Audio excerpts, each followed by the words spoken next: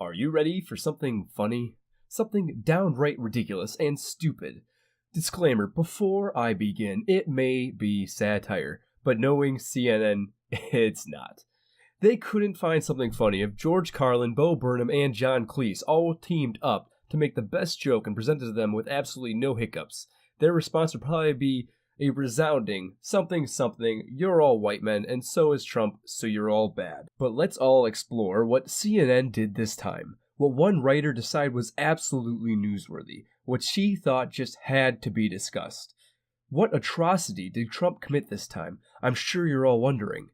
Was it hard evidence to Russian collusion? No, but unsurprisingly, it does pop up in the article. Because we all know you can't write an article on Trump without Russia. They just go hand in hand. Okay, so was it a definitive tie to a white nationalist movement? Wrong again, which actually doesn't come up. Weird. Okay, one more guess. Did he eat a sandwich with 2 slices of bread? No, but I'm surprised they haven't said something about that yet.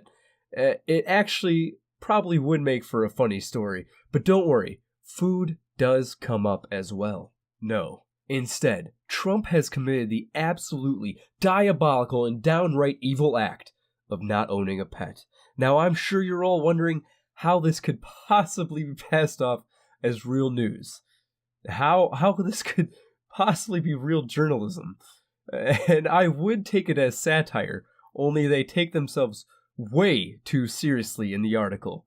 Remember, this is CNN, aka the no fun allowed zone. So the article immediately begins by naming off all the big things. North Korea, Middle East, terrorism, and of fucking course, the Russia investigation. Which I don't think anyone even cares about that downright retarded investigation anymore, except for CNN. Which, keep that in mind, that CNN is the biggest perpetrator of that narrative, because there's an interesting tidbit about it later on.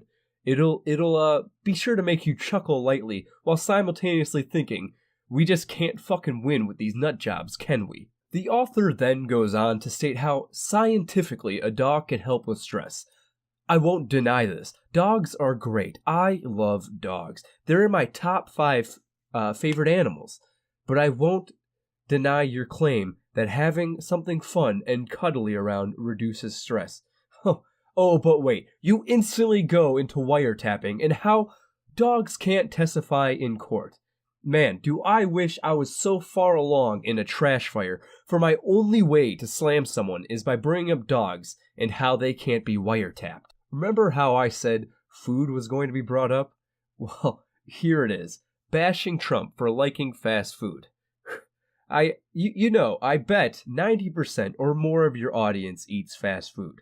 Maybe if they took a second to actually think about how much you apparently despise people who eat that trash, they would probably think you'd make fun of them as quickly as you'd make fun of our president. But you're safe, CNN, because the skulls on your fans are so thick that a Tomahawk missile couldn't crack them. Remember how I said you might get a chuckle earlier relating to the Russia stuff? Well, here it is, using the very leader you hate so much to promote your bullshit narrative. It's Putin. Here we have him, hanging out with a dog, using it as an example that Trump should get a pet.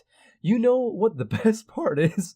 If Trump didn't have a pet, I bet they would be saying, look, they both have dogs. There's the collusion. It's just funny. It's too funny. They will bash Russia all day, but they will consistently use them to promote their agenda. How thick do you have to be not to see this shit? And yes, they are specifically saying that Trump should get a dog because cats aren't your style, and that cats would probably just hide from Trump for his entire term. Oh, and here's a part I missed on my first read-through of the article. How could I have missed this? An undocumented Mexican reference. Jesus Christ, these people will literally use anything to push their claims.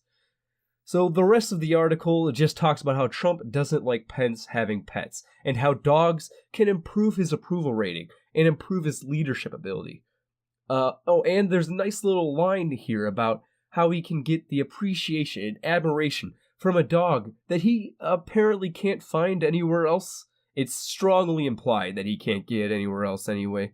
And then the last line, which was brought up like 2 other fucking times in the article, is how Trump can get off Twitter using his dog, so he can play with his dog instead of tweeting. How will Trump ever recover? How will he get over this?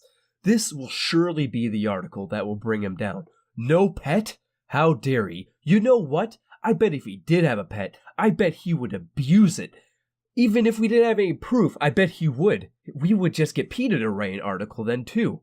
What a fucking joke. I legitimately can't tell if this is satire. And if it is, CNN, you gotta start slow. You can't hop into the satirical world with an article that reflects all the points that you have been so seriously promoting for the last 2 years. Maybe I'm missing the point though. Maybe that's why it is satirical. Because the connections and the points that you brought up here are so utterly fucking ridiculous that it can't be anything other than a joke. You know what's a good joke though, CNN? your fucking ratings. Here are a few images for all of you to get a nice laugh from.